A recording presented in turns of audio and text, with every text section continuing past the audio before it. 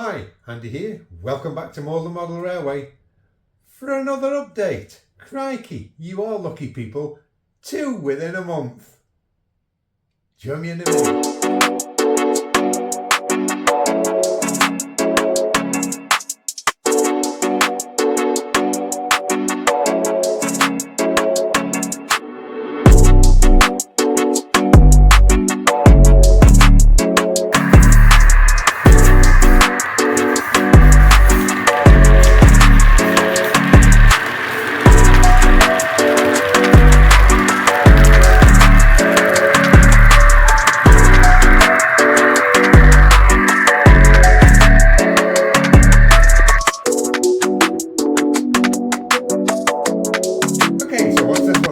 Well, I'm going to address a few questions that were asked after my last video.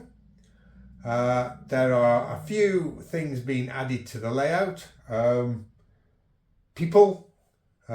Some little kits have arrived. We've got a very special visitor to the layout. Watch out for that one. There is a new loco that's turned up. Another pre-order that's come in, so we'll look at that. I've done a bit of weathering, so we'll have a look at the weathering. But without further ado, as people say, let's crack straight on with the video.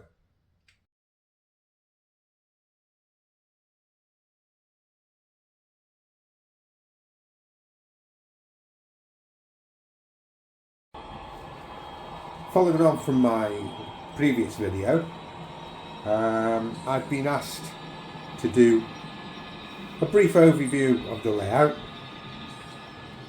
how it all works and how it all fits together. So we will address that right away. So we'll start right at the very bottom. Although we're looking at the top at the moment, we'll start at the bottom with the bottom storage yards, see how they link into the station area, and then we'll go from there.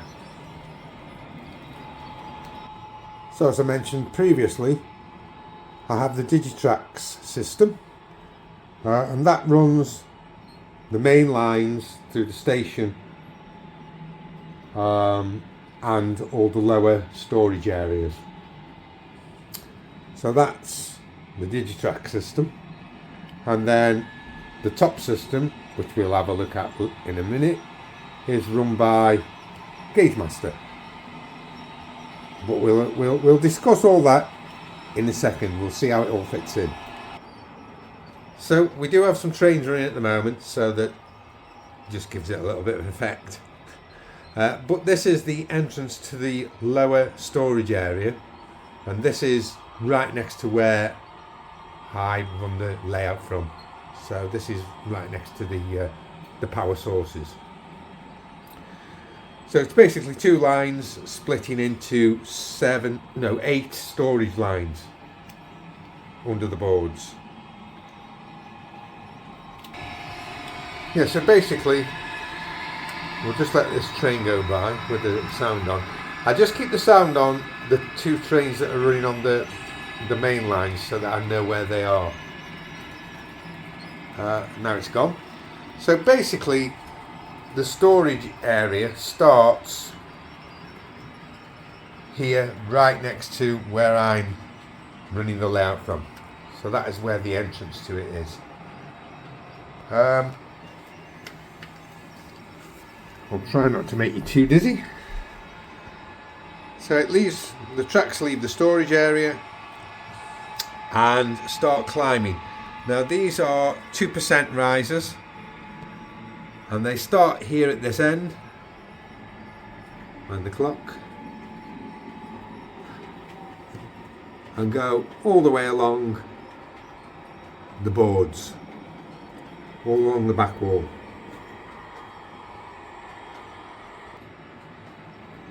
So from here they travel all the way under the TMD area, all the way along the back wall, and that is about 17 feet long, that side.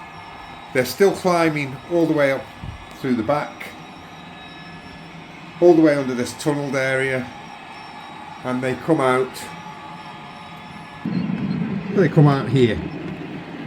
So you can see the train just dropping down on those risers again. So yeah, all 2% risers on this section. And then you can see another section coming up, that's from the other lines.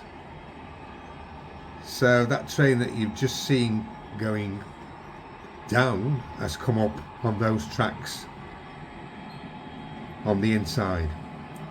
So it's just like a bit of a figure of 8 really. So yeah, basically you can see the risers, they start going up a little bit higher there again, but all the, like I say, all 2%. See a train going round now, that's just come from this bottom area. Oops. And you can see all the poor wiring underneath. I got a bit better at the wiring after I'd done the top layer. This train's come round again, you can see it's starting to climb up.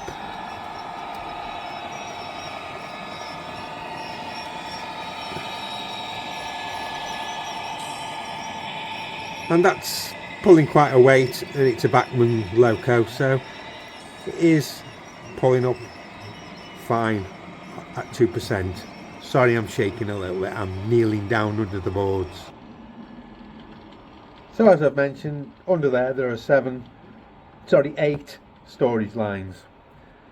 They all run through onto the main line, so I basically keep one train on each line, just for safety really. I have all the storage on the top as well.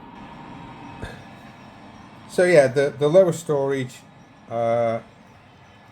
serves these 2 lines, the 2 near lines, these 2 lines here, going through the main station.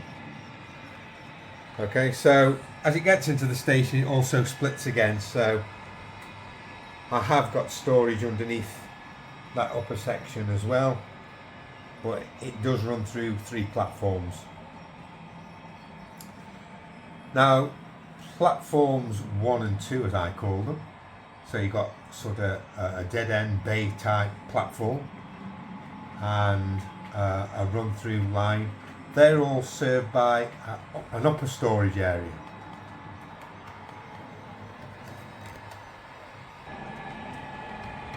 Which is another 5 lines of storage, and basically they're just to store platform number 2.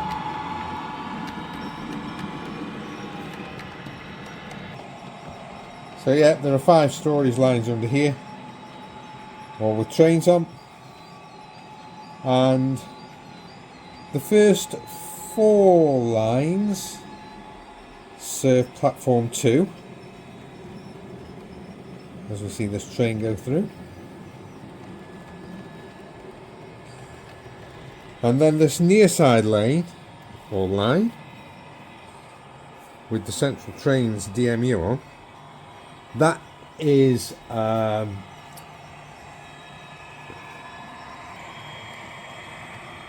it runs with one of those DCC Concepts shuttle systems. So the DMU just comes into here, stops, stays there for a while, then goes into platform 1, stops into the station for a while, and then returns again. It's quite a nice system, you just let it run on its own. So yeah, these 2 lines here then are served by the upper storage, and the 2 main lines are served by the lower storage. So in effect they are 2 different model railways, although the Digitrack system runs them both. I have a controller for this section and another controller that runs those lines, although both controllers can run any of the lines. So they are joined up electrically, but not track wise. So one last thing on the storage. The lower storage lines are all isolated. So I can have just 2 lines live at any one time. So that stops the chance of a runaway train suddenly deciding to go off on its own, because the lines are all isolated. Until I electrify them through my route planning, the lines are isolated, which is another safety feature that I've put in on these lower lines.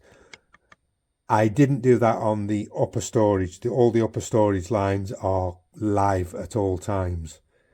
So I have in the past had 1 or 2 trains, mainly Hornby ones, just suddenly go off on their own and cause mayhem, because you don't know what's happening, and they don't respond to any controller, so you just have to knock the electric off quickly. So I have had a few crashes on the upper line, but this bottom line I decided to isolate them all, and so far so good. We then have this top section, which is run by a gauge master system. Once again, effectively this is another model railway all on its own. So this is just 2 lines, roundy, and there is a train just going to go over the bridge. So there you go.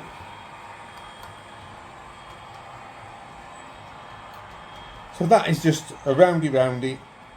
So 13 foot each side by 6 or 7 foot on the inside, and it's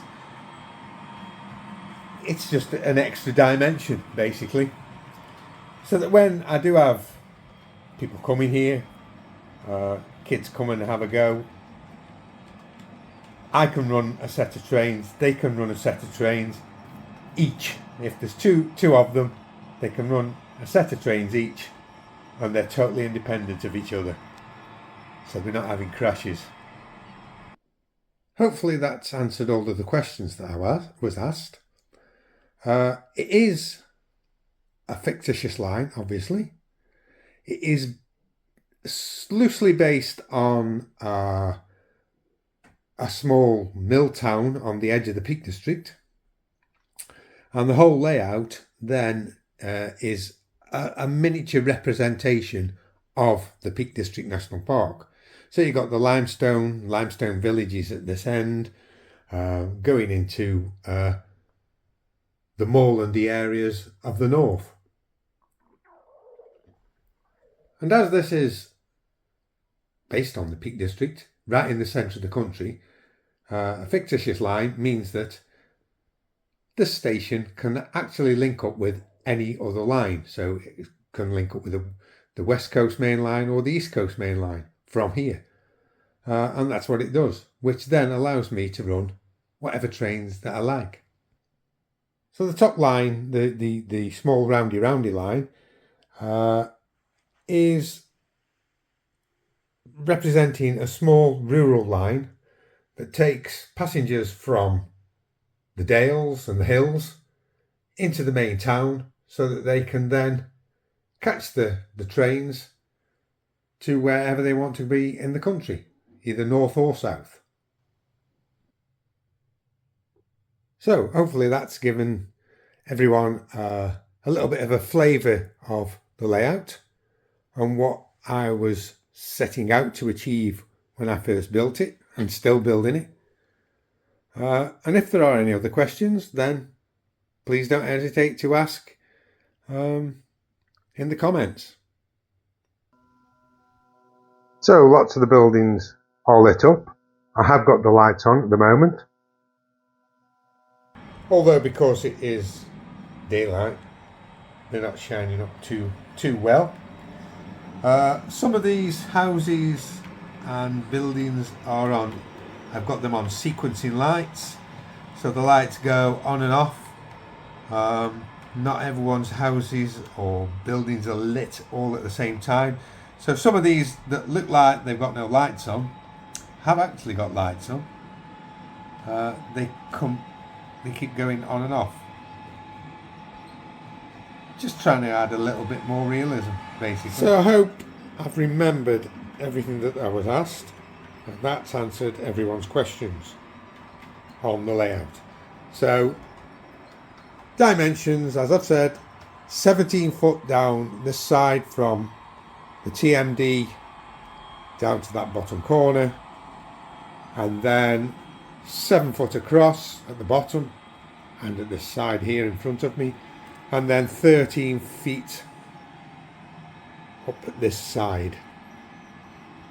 So basically the roundy bit is 13 feet by 7 feet, and then this little bit of the TMD added on.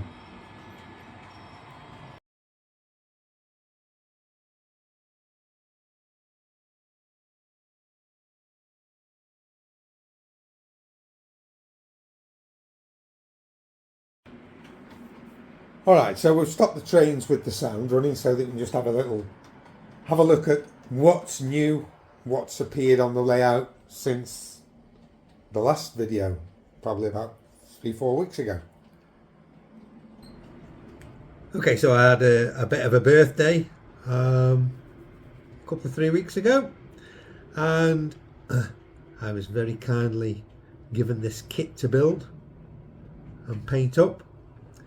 I think it was a Will's kit, and it came green, and so I've made it a little bit rusty. I like rusty things, so it just sort of blends in well with the TMD area, so they can either cycle to work or they can park up behind the area in their cars. So yeah, that came from Emma and the boys up in Scotland, so thank you very much.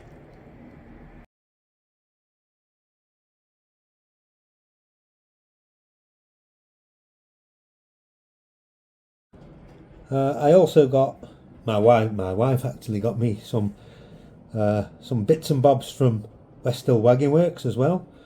So she bought me this crane to go in the TMD area. It's really quite a good kit. Obviously you have to build it yourself and paint it yourself, but it does actually move. You make it move, and the chains also go up and down. If I can just grab hold of them. So they do actually go up and down. So it's quite good. Nice little kit. She also got me some storage pallets. Oops, my finger in the way. So these types of storage pallets for the TMD area. There's a couple there, and there's a couple here. Just zoom out.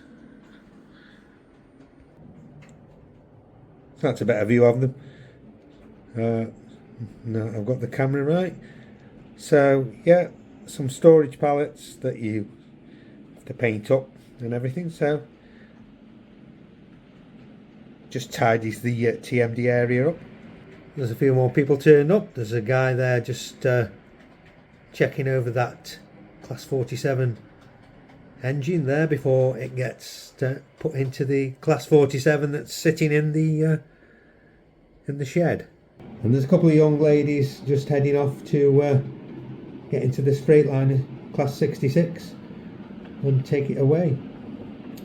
So they've turned up from Model U, they're Model U figures. Obviously painted by me. We've also got the Dustbin crew. Now they're shed ring figures. Now I didn't buy the ready painted ones. I bought, I'm a cheapskate, I painted them myself, so they were half the price of a painted one. So I painted them up myself. So they've both got different kit on, so they look different, two different people. And the biffer bins have also arrived from Shedring. They come and they're bright red and they've been weathered down.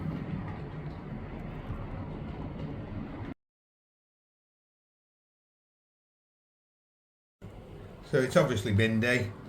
and all the biffa bins are either out on the pavement still or in the backyards.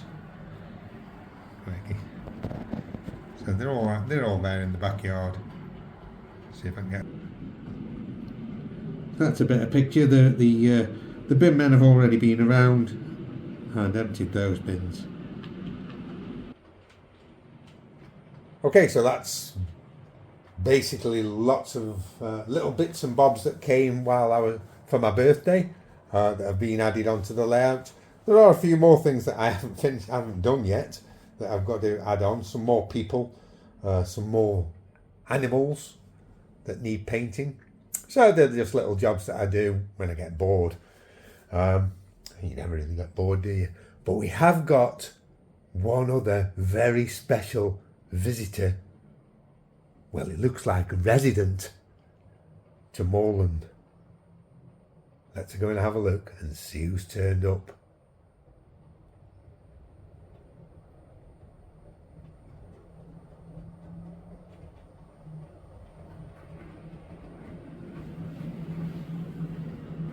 Well, look who it is.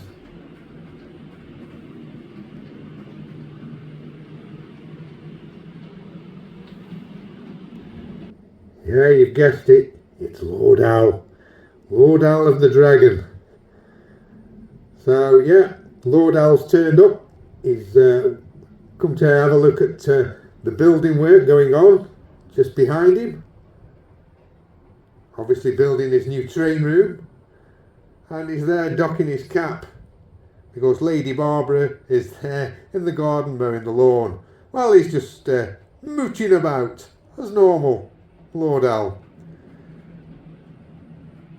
So there's his sheds in the garden. He's obviously moving out. He's having a bigger layout. Well, he is in this layout. He is on this layout anyway. Just a bit of fun. Lord Owl. There you go. You've turned up on Moorland. You're now a resident.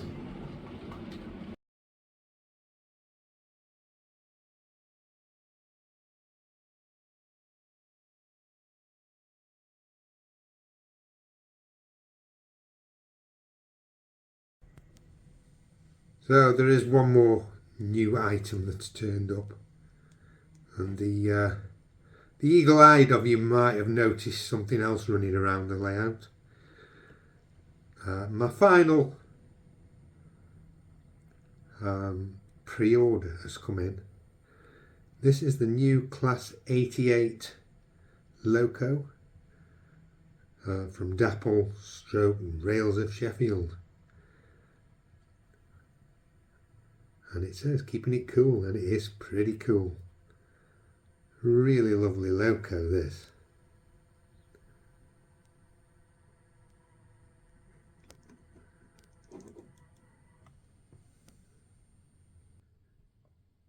So yeah, Class 88 biofuel. It does have the electric system and diesel system, so either can run. Yeah, so this is the sound fitted, all singing, all dancing DCC model that I ordered a long time ago. It's now finally come, and it is a lovely looking loco, and it runs quite well. Now it's running a little bit. I know Dapple say you don't have to run them in, but I run this one in, and it's running better than it was when it first came. It was all a bit tight, but it's all right now. What we'll do is we'll drive it round to the front end of the layout so that we can get a better view of it and just show you some of the little bits and bobs on it. Okay, so I brought it here so that I can have the camera on the tripod so that I don't get everyone seasick. And as you can see, there is a driver in there and a load of kit in the back of the cab. I've put everything in there. It is a Model U driver.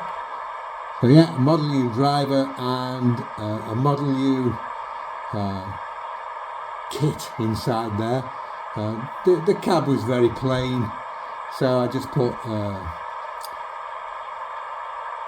a reflective jacket, a waterproof reflective jacket, if I can get my words out.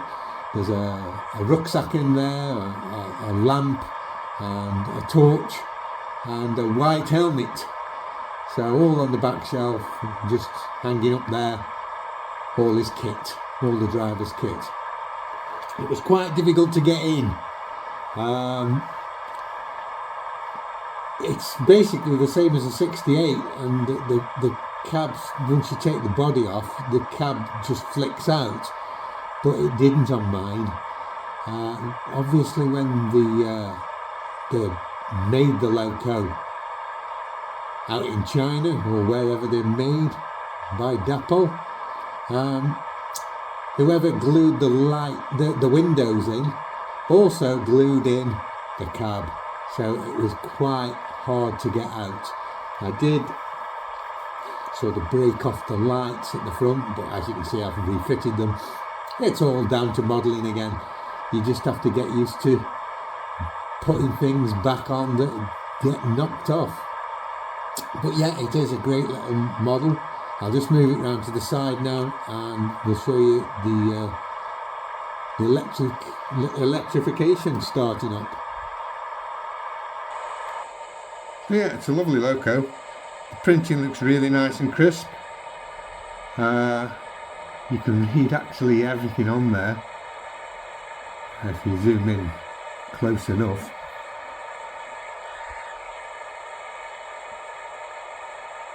Lots of detail on there. I'm not going to do a full review of this, but I just really like it. I do like the Class 68s from Dapol, so when I saw this Class 88 I just thought it would be exactly the same, and it is. It's a nice loco. Like I say, it runs on diesel or electric, so just by the flick of a switch on the function keys, if I can remember the right function keys,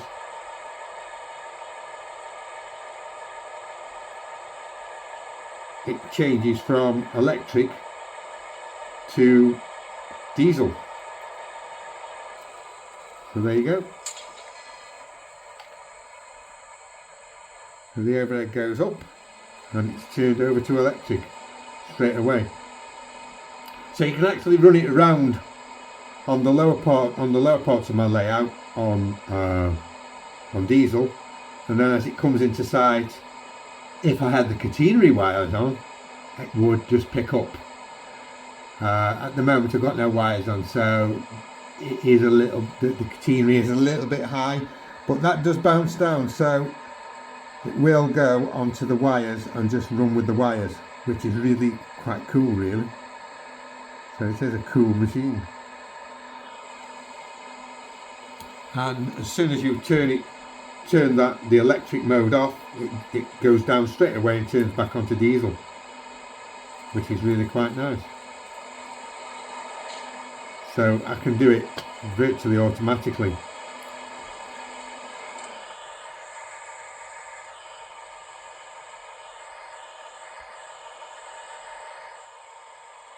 The detailing on both sides is different. It says refrigerated rail on this side, cool move. And it's completely different on the other side. So yeah, so this is the new loco. Nice sound fitted loco. Really pleased with it. A birthday present to myself. Lots of functions as you would imagine, so as it pulls off, the driver's light goes out, as they do on these things these days. So there you go. And we'll just see drive off into the distance.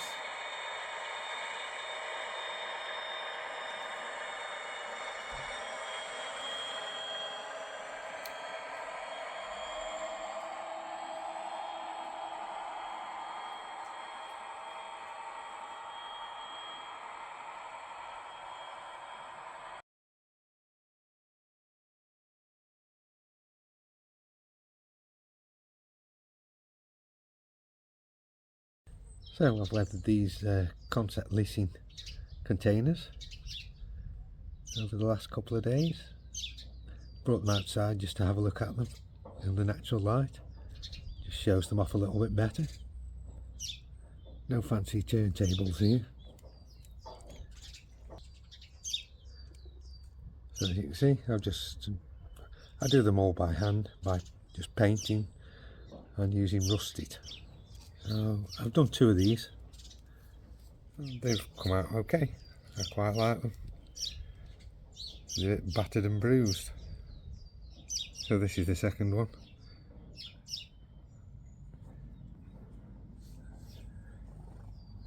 And as you can see, it looks like the rust is eating into the paintwork. I just looked at photographs of these online and sort of copied them. And you can see it looks like the paint's all coming away and the rust's underneath. And I quite like the effect that I've got. It's the same on the roof. If I can just get that to...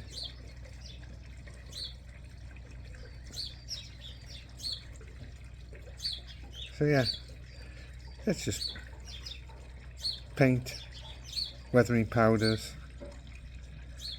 and a paint called rustic.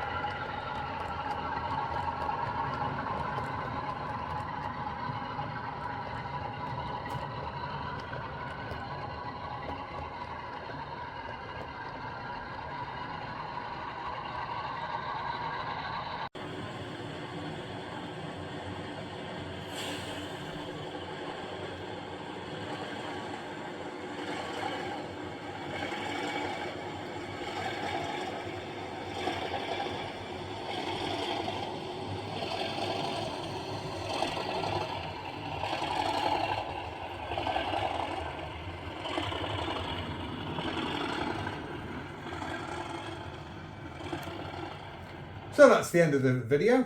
Thanks very much for watching. Thanks very much for watching the last video. That did really well. And thanks for all the new subscribers. And thanks for all the old subscribers for hanging around. So yeah, I've had quite a few new subscribers. So thanks very much. And we'll see you around next time. Take care. Bye for now. Bye.